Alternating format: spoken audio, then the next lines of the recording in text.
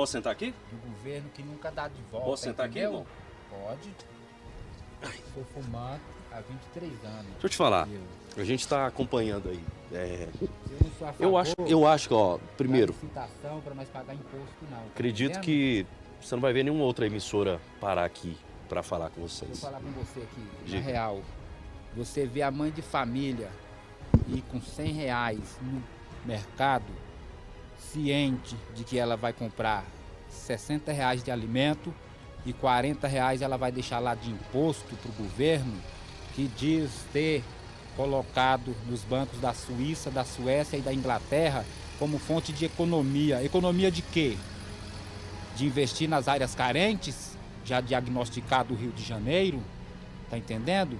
Como se não bastasse, transformaram em numerologia para que o pobre nunca mais possa se sobressair das situações em que se encontram. A União, há tempos atrás, propôs para nós R$ 6 milhões, sem tocar no capital dos bilionários, só da classe social média para baixo, até aos pobres e aos menos favorecidos em questão de dinheiro. Deixa eu te conhecer um pouco melhor. Eu vi que Eu você sou tem Maurício, Maurício. Wilson Damasceno. Você tem quantos anos? Tenho 40 anos, 4 décadas de vida, tenho 2 nomes e um sobrenome, sou formado em sociologia, especialista, fiz um mapeamento de letras, estudei histologia, medicina legal, medicina natural, medicina alternativa. Como é que tem sido agora, nesse período, principalmente agora de maio, junho, julho, Pra sobre o frio, sobre estar na rua? Como que ocorreu alguma coisa? Como é que foi? Como é que você veio parar aqui? Como que tudo aconteceu?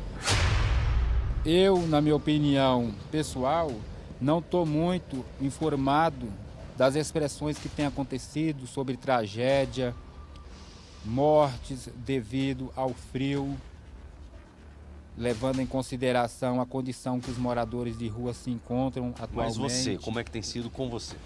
Comigo, como eu já tinha dito anteriormente, eu sou um doutor formado. Tenho o poder do cérebro, entendeu? Que me traz a condição de interdisciplinaridade cerebral e sanidade mental constante. Então, eu sei aonde tem cobertor para mim poder apanhar e me agasalhar.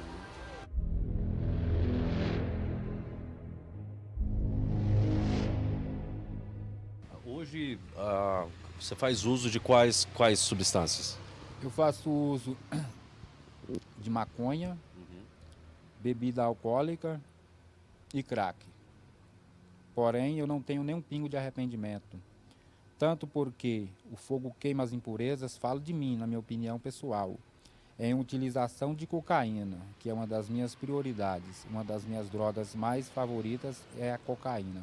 Porém, eu utilizo ela queimada. Não tenho preconceito e nem critico nenhum tipo de usuário que utiliza de outras formas. Você não faz questão de largar, por exemplo? Não faço questão de largar, porém não sou de uso contínuo. Tenho as minhas fases de drogadição, outras vezes eu alugo moradia para me ficar sem estar utilizando drogas, trabalhando em outras formas de vida. Entende? Tem família, você tem filhos, já teve esposa? Eu tenho mãe, tenho pai, tenho irmãos, tenho tio, tenho prima, tenho sobrinho, tenho toda a família. Dois tempos, tá, Marcão?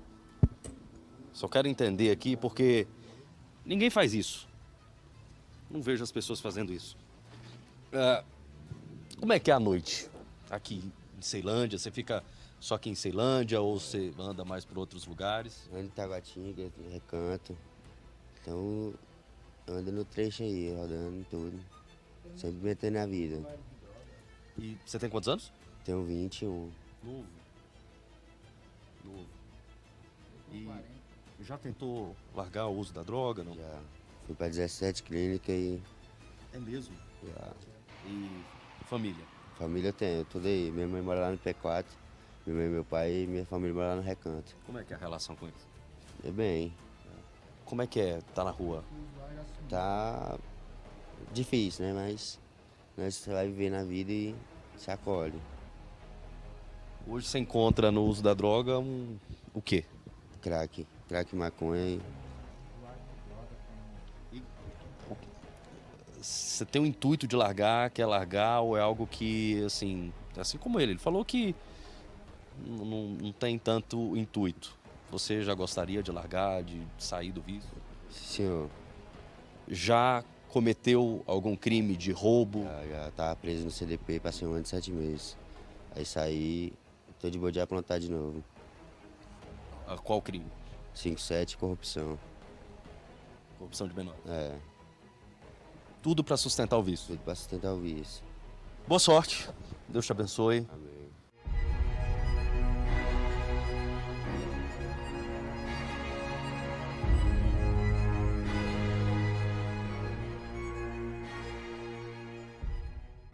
Tá aí a triste realidade das madrugadas, realidades que eu vi de perto durante anos, trabalhando nas madrugadas do DF Alerta. A gente que mostra aqui todos os dias apreensão de drogas, prisão de criminosos. E agora traz para você o outro lado. O que leva uma pessoa a usar drogas? A se entregar totalmente ao vício? Trocar a família, famílias que ficam devastadas, destruídas, porque antes deles saírem de casa, eles destroem a família. Levam objetos de dentro de casa, agridem, machucam, dão uma dor de cabeça, a família faz de tudo para tirar do vício, não consegue. Rua.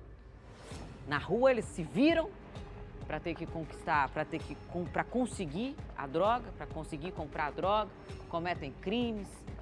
A outra realidade trazida de uma forma diferente, o outro lado da realidade, pelo nosso repórter Marco Viana, nosso repórter cinematográfico Elton Moreira, que também acompanham essa triste realidade das ruas todos os dias. Vamos entender melhor sobre o vício, sobre o que leva uma pessoa a entrar no mundo do crack, por exemplo. Para isso a gente trouxe um psiquiatra, o psiquiatra Dr. Fábio Leite. Ele que tem vasta experiência no enfrentamento dessa questão que nós estamos mostrando aqui no nosso DF Alerta. Muito boa tarde para o senhor, muito bem-vindo ao nosso DF Alerta de hoje, viu? A gente quer entender melhor essa questão, doutor. Explicar para quem está em casa o que leva um dependente químico ao extremo como esse, que é morar nas ruas, como a gente viu aqui. A primeira coisa que nós percebemos é a falta de noção do perigo. É importante essas imagens serem veiculadas porque muitos jovens e adolescentes vão ver qual que é o fim de se brincar e se experimentar as drogas. Então tem muitas pessoas que começam por brincadeira, diversão, alguém desafia e oferece, por que você não usa, por que você não faz? Parece que é um ato de coragem, mas na verdade é extremamente perigoso porque a droga ela encarcera, um cárcere com grades internas. Você vê que as pessoas estão do lado de fora, não tem nenhum tipo de cômodo prendendo, mas elas estão completamente presas à substância. Então, enquanto o paciente, a pessoa tem a droga na mão, ele controla. Depois que a droga passa para o organismo, ela controla a pessoa. Então, existe um sistema de recompensa no cérebro, que esse sistema ele funciona à base de dopamina. E as drogas, elas dão um estímulo artificial e muito intenso de uma vez só. E esse sistema de recompensa, que são neurônios de regiões cerebrais como o núcleo accumbens e região tegmental central, traz uma sensação de prazer enorme com a produção elevada de dopamina. E essas pessoas ficam buscando essa sensação de forma artificial usando droga. Algumas pessoas, por exemplo, no caso do crack, um único uso é suficiente para que a pessoa fique dependente. Um uso? Uma vez usou, a pessoa já vai querer mais em um curto período de tempo. Período de tempo. Existem outras situações, alguns pacientes que têm transtornos psiquiátricos, depressão, ansiedade, que acabam usando algumas substâncias, algumas drogas para tentar acalmar, para ficar mais tranquilo, e aí acaba também se tornando um vício. Eles acostumam, essa sensação, ela é buscada de forma repetida, aquele bem-estar que a droga traz, só que depois vem o custo, vem o preço, que é isso que vocês estão vendo. As pessoas ficam completamente afastadas da família, da sociedade, são pessoas que ficam à mercê de perigos noturnos, de violência, e por estarem também sob efeito de drogas se tornam pessoas violentas, cometendo, como você falou, pequenos furtos, alguns roubos e até acabam discutindo e brigando entre si porque estão completamente alterados. E são pessoas com formação, né? Então não é uma questão de falta de inteligência, às vezes é falta de sabedoria, falta de orientação, e algumas pessoas acham que não, isso não vai acontecer comigo, essa pessoa é fraca, eu sou forte, eu dou conta de lidar, e na verdade o jogo é invertido e a droga acaba se apossando da vida dessa pessoa, ela fica completamente refém. Doutor, a gente que trabalha com isso, né, que vê todos os dias usuários sendo presos por cometerem crimes, como por exemplo, pode deixar aí, Zezé, como por exemplo, esse rapaz que conversou com o Marco Viana, ele disse que roubou e acabou sendo preso. Ficou 1 ano e pouco, né, preso.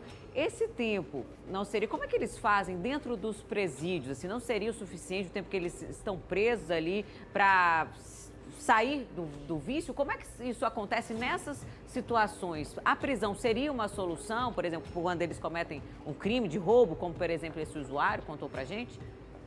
São duas situações bem distintas. A primeira é que a gente tem que encarar um problema de saúde que pode se tornar um problema judicial.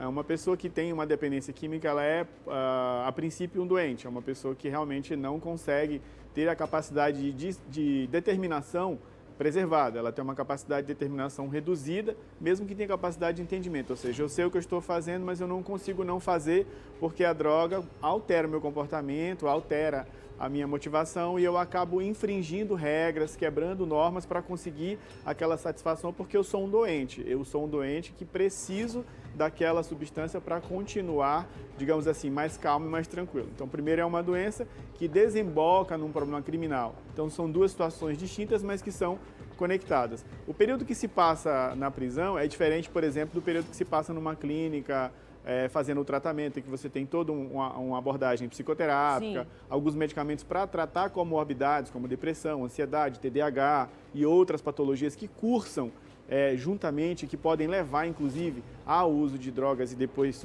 isso se tornar um problema secundário, que a gente chama de patologia dual, em que tem uma dependência química mais uma doença psiquiátrica.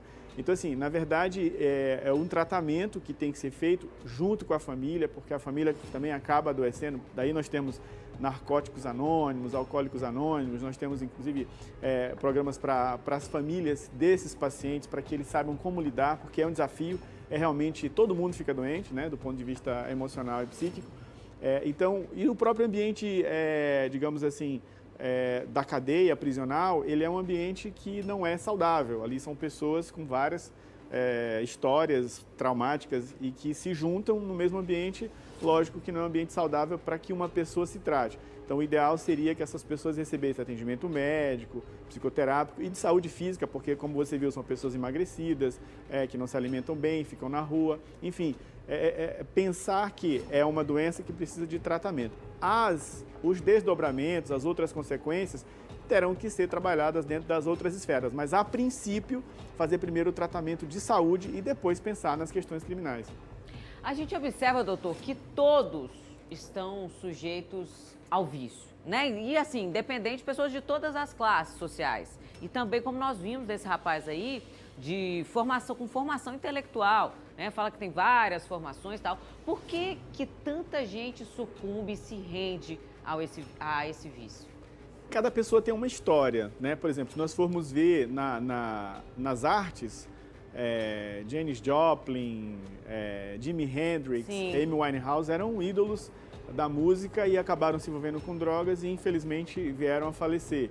Ou seja, às vezes o sucesso, essa fama faz com que as pessoas vivam num universo paralelo, fuga da realidade. A droga normalmente é uma fuga da realidade. Assim como o álcool também, muitas das vezes, né? O álcool, exatamente, principalmente, porque é o mais utilizado, é que as pessoas utilizam quase que diariamente para fugir da realidade. Exatamente. Né? E uma coisa que você falou, afogar as mágoas, né? Como as pessoas falam. E uma coisa que você falou que é super importante é que existem algumas pessoas que têm uma predisposição, uma facilidade maior. Qual que é a nossa preocupação com, por exemplo, liberar a maconha, né? Nós vimos agora recentemente que a 40 gramas é usuário sem problema. Agora, por que nós, como psiquiatras, como profissionais, nós temos um receio de liberar? Porque algumas pessoas abrem quadro psicótico por fumar maconha. A maconha de hoje ela tem 15 vezes mais THC, que é o princípio psicoativo, do que 20 anos atrás. Então, o cérebro ele vai receber muito mais bombardeio, digamos assim, do ponto de vista psicoativo do que no passado. E esses jovens adolescentes que começam a usar, eles podem abrir um quadro psicótico que nunca mais vai voltar ao normal. E aí você não sabe quem tem uma predisposição a transtorno bipolar, quem tem uma predisposição à esquizofrenia, que se usar a droga, essa doença começa numa idade mais cedo e o cérebro ainda não está bem formado, né? O cérebro, as sinapses e a própria bainha de mielina, a mielinização dos neurônios não está pronta. Então, o adolescente, o jovem que prova a droga nessa idade, ele tem uma chance muito grande de ficar muito grave, muito pior no decorrer da vida. Então, a nossa preocupação é justamente proteger ao máximo, principalmente os jovens, e a liberação para nós é uma preocupação, por quê? Porque a gente não tem controle do álcool. Menor de 18 anos não pode beber, mas a gente sabe que isso é burlado constantemente. Então, todo. É uma questão de saúde pública do ponto de vista de que nós precisamos proteger e dificultar o acesso, porque se nós facilitarmos o acesso, o risco de dependência aumenta. Se eu nunca usar o crack, eu nunca vou me tornar dependente. Eu posso usar uma droga e não virar dependente, mas se eu usar, eu tenho risco. Se eu nunca usar, eu não corro risco. Doutor, tem muitas famílias que acompanham o nosso DF Alerta e que passam por esse drama dentro de casa. Qual que seria a orientação para essas famílias que estão lutando ali para tentar tirar um filho, um neto, como a gente vê sempre aqui, um parente dessa situação do vício? Do crack, principalmente, que é a droga mais destruidora, né? Mas também cocaína, que destrói famílias, enfim, a maconha, como o senhor disse. Qual que é a orientação? A orientação é não desistir das pessoas, né? Se nós temos uma orientação básica, é continuar tentando, tentar oferecer o máximo possível de apoio. As famílias precisam saber que elas têm um limite emocional, procurar ajuda para si próprias, né? Os pais, os irmãos, os cônjuges, precisam de acompanhamento porque isso mexe muito emocionalmente. Esses pacientes, vira e mexe, eles têm algumas alterações de comportamento, com agressividade, furto de objetos domésticos, problema no trabalho, enfim. É muito difícil, é desafiador, mas eu acho que as famílias, elas têm essa característica, né? A família nunca deixa ninguém para trás, a família, a característica é um cuidar do outro. Procurar acompanhamento profissional para esses pacientes e, acima de tudo, entender como é que funciona. Não ficar no mundo de Alice no País das Maravilhas, ou seja, de ilusão. É cair na realidade, é difícil, não é fácil, tem uma estratégia, existem profissionais para isso, nós temos vários métodos, várias formas de tentar acompanhar esses pacientes para que eles consigam sair, mas é importante também que o paciente queira sair. Num dos relatos que foi mostrado aí, o paciente falou, eu não quero. Essa pessoa que não quer realmente é muito difícil. Agora, isso não quer dizer que ele não receba. E aí a outra discussão que a gente tem, que é importante, que é da internação compulsória. Alguns pacientes nunca vão decidir porque eles são doentes, eles são dependentes.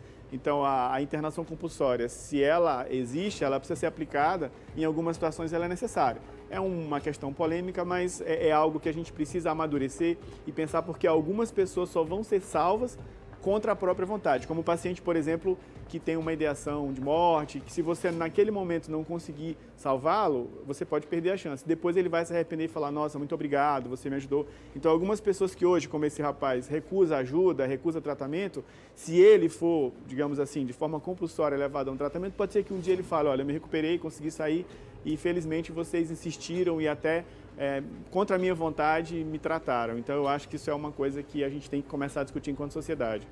Tá certo. Doutor Fábio, só para a gente encerrar aqui, né, quem sabe com uma pontinha de esperança, existe alguma previsão de tratamento, sei lá, de vacina, de algum tratamento terapêutico, um remédio capaz de banir esse mal, de acabar, assim, de cortar pela raiz? A gente pode pensar em algo para o futuro, por exemplo? Então, nós temos um colega, um grupo em Belo Horizonte, na Universidade Federal de Minas Gerais, liderado pelo Dr. Frederico. Ele ganhou, inclusive, se não me engano, um prêmio europeu de pesquisa, que é a pesquisa de uma vacina para cocaína. Cada doença tem, cada substância química tem uma característica específica Sim. e um comportamento de uso, mas nós temos expectativas de que a médio ou longo prazo alguns novos tratamentos, como por exemplo as vacinas, elas consigam trazer uma perspectiva de futuro de um controle e de um acompanhamento que dê mais segurança para o abandono das drogas, para o tratamento desses pacientes. Doutor Fábio, muito obrigada pela sua participação e excelente contribuição aqui no nosso DF Alerta de hoje. É muito importante a gente falar sobre esse assunto, mostrar o outro lado, né? E como o senhor falou aí, saber que é possível sair sim do vício com um bom tratamento, um acompanhamento, nada é impossível. E eu te agradeço muito por participar aqui do nosso DF Alerta de hoje, viu? Eu que agradeço. Ainda bem que eu Boa tô medicada, senão só ia me levar direitinho hoje. porque Coisa tem boa. dia que- Coisa boa, é preciso estar Tem medicado dia hoje. que não dá, não. Sim, Se precisa. chegasse aqui ontem e não ia falar, saia daí. Ia levar eu, Paulinha, todo mundo, meio mundo ali dentro. Brincadeira da paz, muito obrigada aqui, abraço, viu? obrigado a você, um abraço, boa Pela tarde. contribuição do senhor. Um beijo Disponha. grande. Abraço, Até a próxima. Tchau, tchau. Para você que ligou agora no DF Alerta, sente só o relato que a gente traz agora para você, dos usuários.